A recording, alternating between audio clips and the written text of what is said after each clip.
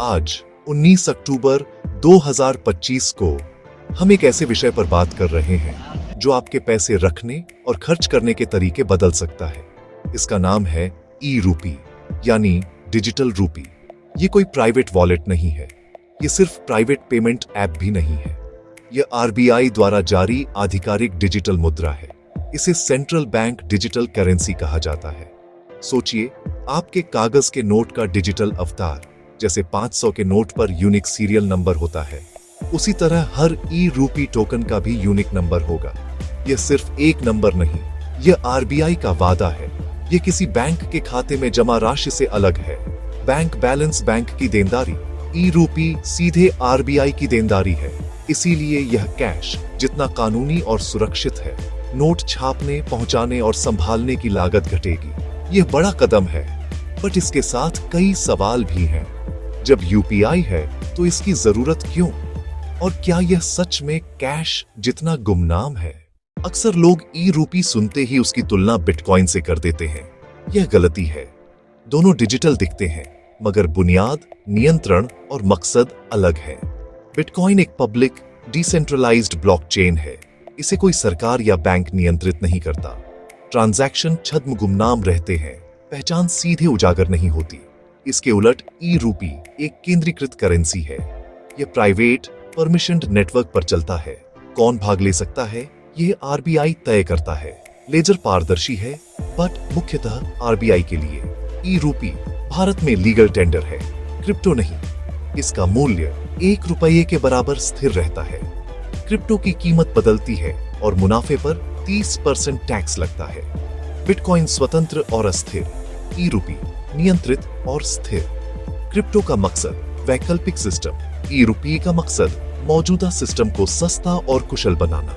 इसलिए इसे भारत का बिटकॉइन कहना भ्रामक है। टेक दिखे मिलती, आत्मा अलग। अब देखते हैं ऐप कौन सा, इंटरफेस कैसा और रजिस्ट्रेशन उपयोग कैसे होगा। डिजिटल रूपी का इस्तेमाल करने के लिए एक खास मोबाइल ऐप चाहिए, डिजिटल रूपी वॉलेट। कई बैंक इसके वॉलेट ऐप देते हैं, आईसीआईसीआई, कोटक, एचडीएफसी और अन्य। ज्यादातर ऐप्स का डिजाइन और फ्लो लगभग एक जैसा है, मानो स्टैंडर्ड ढांचा हो। होम पर बैलेंस ऊपर, नीचे अलग अलग डिजिटल नोट सिक्के दिखते हैं। 4 मुख्य बटन, सेंड, कलेक्ट, लोड और रिडीम। अभी यह पायलट में है। बैंक चुनिंदा ग्राहकों को एसएमएस ईमेल से निमंत्रण भेजते हैं।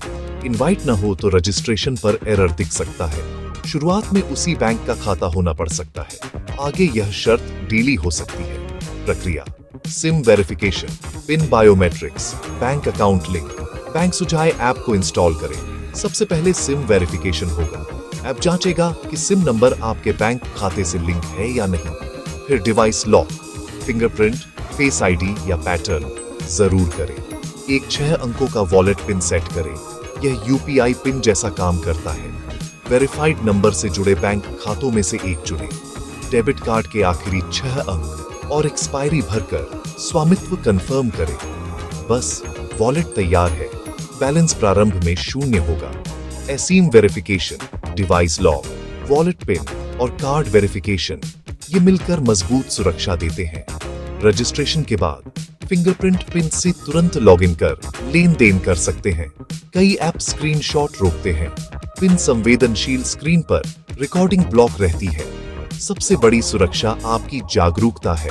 आधिकारिक ऐप ही इंस्टॉल करें, पिन किसी से न बांटें। अब सीखते हैं टोकन कैसे खरीदें, लोड करें, मैजिक अमाउंट क्या है और पैसे भेजने पाने का तरीका।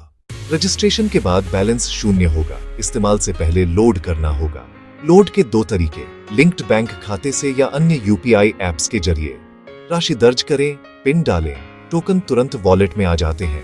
दूसरे बैंक से जोड़ना है तो अपने यूपीआई ऐप से पेमेंट पूरा करिए। ई रूपी में आप राशि के साथ नोट, सिक्कों के मूल्य वर्ग भी चुन सकते हैं। ऐप में 2000 दिख सकता है, पर चलन से बाहर होने पर बैंक से लोड नहीं होगा। दशमलव इनपुट को सिस्टम नजदीकी 50 पैसे तक राउंड कर देता है। अगर हर मूल्य वर्ग का एक एक टोकन चाहिए 50 पैसे से 500 तक, तो RS 888.54 लोड करें। ऐप अपने आप सभी डिनोमिनेशन बांट देता है। यह डिजिटल दुनिया में छुट्टे की समस्या सुलझाने जैसा है। सेंड टैप करें, सामने वाले के कलेक्ट क्यूआर को स्कैन करें, नाम वेरीफाई करें, राशि डालें, पिन दर्ज करें। फोन नंबर कॉन्टैक्ट से भी भेज सकते हैं। शर्त, रिसीवर का ई-रूपी वॉलेट एक्टिव हो। फिलहाल सामान्य यूपीआई क्यूआर पर सीधे पेमेंट नहीं, इंट्रोएम्परेबिलिटी जल्द आएगी। मान लीजिए आपके पास RS500 का एक टोकन है और आपको RS100 भेजना है। आपका RS100 टोकन बैकएंड में टूटेगा। RS100 रिसीवर को बाकी RS100 नए टोकन में लौटेंगे। भेजे गए टोकन का यूनिक सीरियल रिसीवर को वही मिलता है। यह सिर्फ राशि नहीं, टोकन ट्रांसफर है। ये सब सेकंडों में होता है। यूजर अनुभव यूपीआई जितना तेज। टोकन आइडेंटिटी मॉडल कैश जैसा एहसास देता है, पर भविष्य में पारदर्शिता भी बढ़ाता है। अब सीखें रिडीम यानी डिजिटल से वापस बैंक खाते में पैसा कैसे भेजें और सुरक्षा गोपनीयता के पहलू। जैसे लोड से वॉलेट भरते हैं, रिडीम से डिजिटल कैश वापस बैंक खाते में भेजते हैं। सारे टोकन एक साथ या चुनिंदा मूल्य वर्ग दोनों तरह से रिडीम कर सकते हैं।